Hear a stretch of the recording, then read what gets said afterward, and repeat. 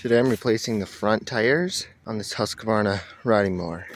So the old tires were just getting dry rotted, and so I figured it's time to replace them. Now I could have put tubes in the tires or replace the tire, but I just went ahead with a complete tire and rim assembly with the upgraded wheel bearing here instead of the old bushing, which is what the old ones had.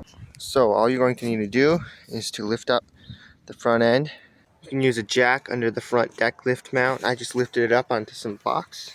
And you're going to go over to the dust cap here. And these can be hard. This one is actually pliable, so I'm going to bend it and just pull it off.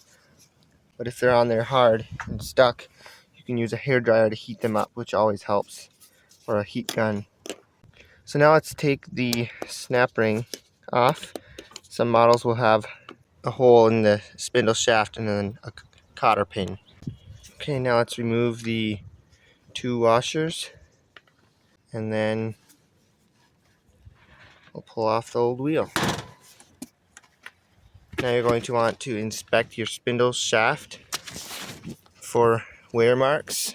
If the bushings were going bad, you may have extreme indentations. You can see these are pretty minor.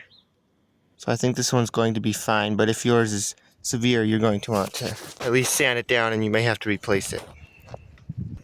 Okay, now we'll just take the new wheel with the valve stem facing out, and we'll get started there. And now it's going to be pretty tight, so you may have to give it some gentle taps like with a mallet, but don't hammer very hard on that bearing.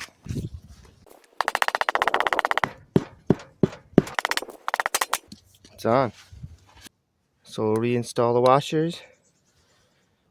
We'll take our clip and install that back on. Just like that. Now we'll take our dust cap and we'll push it on.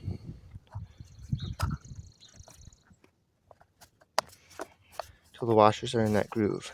Just like that.